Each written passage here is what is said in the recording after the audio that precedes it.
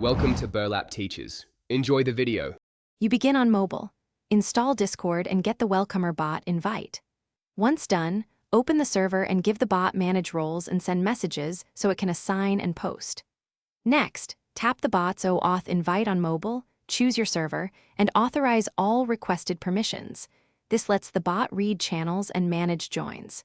Make sure you're an admin or have manage server permission so the bot's changes actually apply to your server. Now configure the message and behavior. First, create a hash welcome channel and a rule role to assign automatically. Then open the welcomer settings, choose channel, craft the message using variables such as user and mention, and pick embed or plain text. This controls tone and formatting. Once done, set role assignment rules, image or GIF, and a short delay to avoid race conditions. Test variations so you know how new members see the message and which role they receive. Finish by enabling auto-welcome and saving every setting, then test with a secondary account or recruit a friend to join.